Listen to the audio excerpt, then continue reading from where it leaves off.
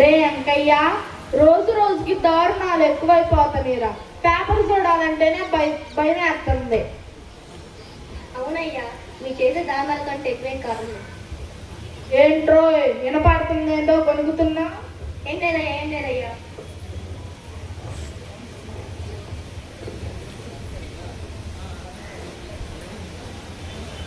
అయ్యా దండాలయ్యా. ఏం రంగయ్యా ఇలా వచ్చావు? అయ్యా, పంటకాలం మొదలవుతుంది కదా, పంట వేసేటందుకు డబ్బడుగుదామని వచ్చానయ్యా. ఓ అవునా, అప్పేగా, ఇద్దాం నేనుంది. అందుకే కదా. ఇంతకు నీకు ఎంత కావాలి? నాకు ఒక 50,000 దాకా కావాలయ్యా. 50,000? నిన్ను నమ్మి అంత డబ్బు ఎలా ఇవ్వాలి? సరే ఇస్తా, కానీ నువ్వు ఒక చిన్న పని చేసి పెట్టాలి. అలాగైతే డబ్బు ఇస్తా. అలాగేనయ్యా. పంట మొత్తం చేతికి వచ్చాక పంట నాకే అమ్మాలి. అలాగైతేనే ఇస్తా. అలాగేనయ్యా, నా పంట మొత్తం నీకే అమ్ముతానయ్యా. డబ్బు ఇవ్వండి అయ్యా. రే వెంకయ్య, లోపలికి వెళ్ళి అమ్మగారిని అడిగి డబ్బు ఎత్తురా. అలాగేనయ్యా.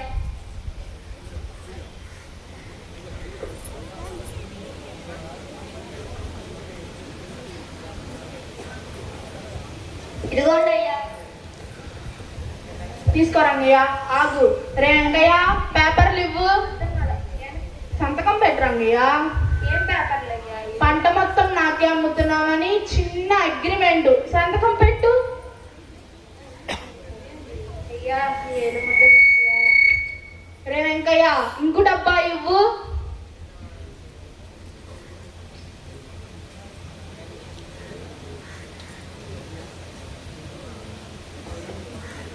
తీసుకోరంగయ్య.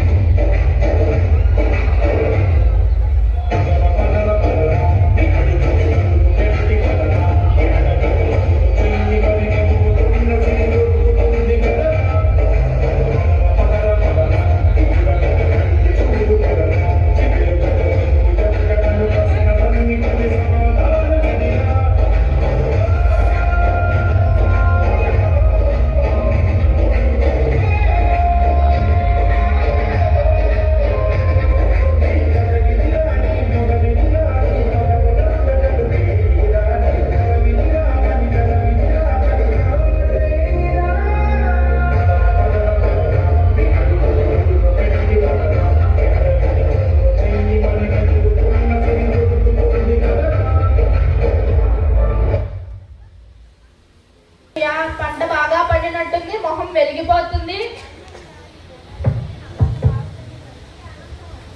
సరే బస్తాలు లోడెత్తు.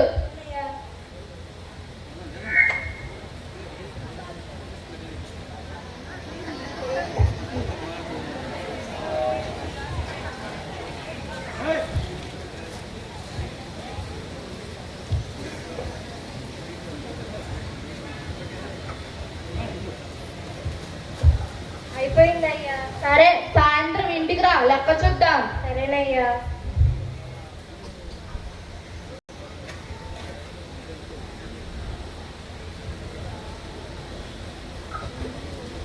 ఏమండి వచ్చారా?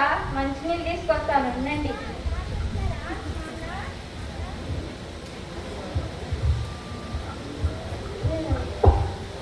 ఇదిగోనండి, తాగండి. పొలంలో పని అయిపోయిందా అండి? పంట బాగా పండిందా? అవునే కనకం, ఈ ఏడాది మన పంట చాలా బాగా పండింది. అలాగే పంట ధర మంచిగా ఉందంటే మన అప్పులన్నీ తీర్చేయచ్చు. మరి నా కంట ఆపరేషన్ నాన్న? నా చిట్టి తల్లి కంట ఆపరేషన్ తర్వాతే నాకేదైనా. అయితే నా కళ్ళు వచ్చాక మొత్తం చూడొచ్చు అనమాట.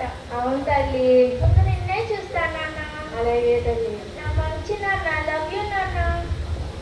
సరేలే కనకం, దొర దగ్గరికి వెళ్ళి పంట లెక్కలు చూసుకొని వస్తా. ఏమండి ఆగండి, ఎదురొస్తా. అవునే, నువ్వు తప్పుకో, నా చిట్కాయ నాకు ఎదురొస్తుంది. బాయ్ నాన్న.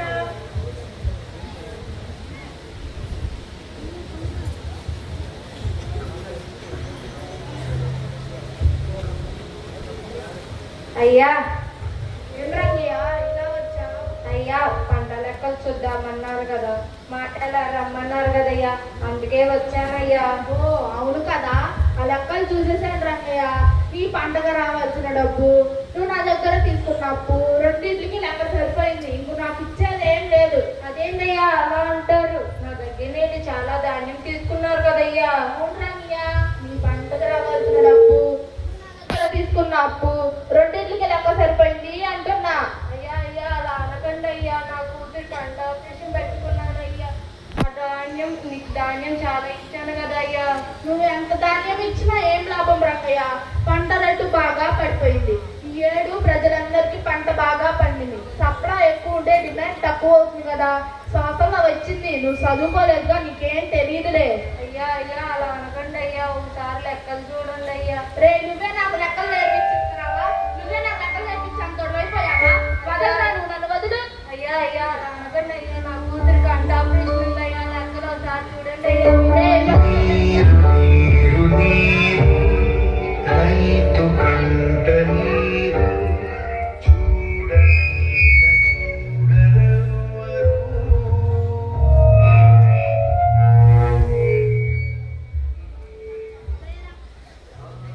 రే రంగయ్య, డబ్బు కావాలంటే మళ్ళీ రా, కానీ అప్పుగానే ఇస్తా. పంట మాత్రం నాకే అమ్మాలి, గుర్తుందిగా?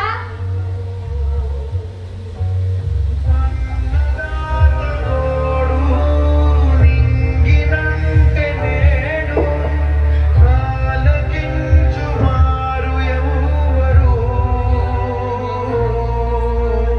నీరు నీరు నీరు రైతు కంట నీరు చూడనైన చూడరెవ్వరు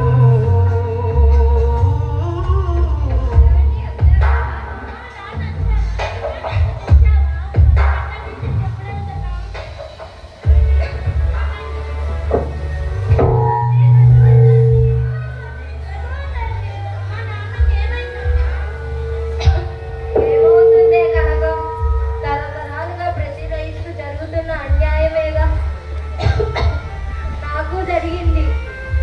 ధాన్యం ధర తగ్గిపోయిందని మనం ఇచ్చిన పంటకి, ఆయన ఇచ్చిన డబ్బుకి లెక్క సరిపోయింది అన్నాడు. అందుకే చేసేది లేక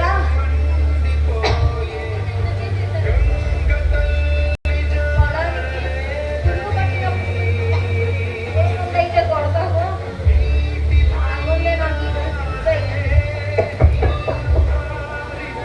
పిల్లల్ని జాగ్రత్తగా చూసుకో.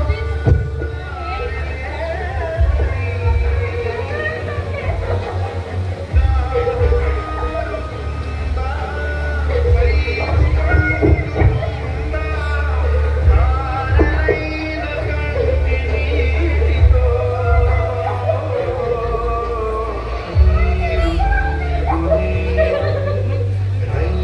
కంట నీరు చూడనైన చూడరెవ్వరు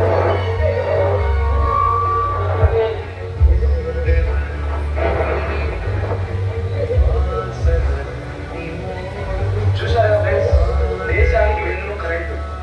రైతే రాజు. రైతు లేకపోతే మనకి 3 పూటలు తినడానికి తిండి కూడా ఉండదు. మనకు అన్నం పెట్టే అన్నదాత రైతు. అలాంటి రైతుకు తరతరాలుగా అన్యాయం జరుగుతూనే ఉంది. పంటలు బాగా పండితే ధరలు లేకపోవడము, లేదా వర్షాలు తుఫాన్ల వల్ల పంట మునిగిపోవడము, లేక ఇలాంటి దళారుల చేతుల్లో మోసపోవడము. కారణం ఏదైనా అన్యాయం జరుగుతుంది మాత్రం రైతుకే. ఒక మోటార్ వెహికల్ తయారు చేసేవాడు నిర్ణయిస్తాడు ధరని. అలానే ఒక కారు తయారు చేసేవాడు నిర్ణయిస్తాడు దాని ధరని. చివరికి చిన్న చిన్న వస్తువులు తయారు చేసే వ్యాపారి కూడా దాని ధరను వాడే నిర్ణయిస్తాడు. కానీ వాటన్నిటికంటే అవసరమైన ధాన్యం ధర మాత్రం అది పండించే రైతు కాకుండా ఎవరో నిర్ణయిస్తారు. ఇక నుంచి అయినా పండించిన పంటకు ప్రతి రైతుకు న్యాయం జరగాలని ఆశిస్తూ ఈ వీడియో ప్రతి రైతుకి అంకితం చేస్తూ జై జవాన్, జై కిసాన్, జై హింద్.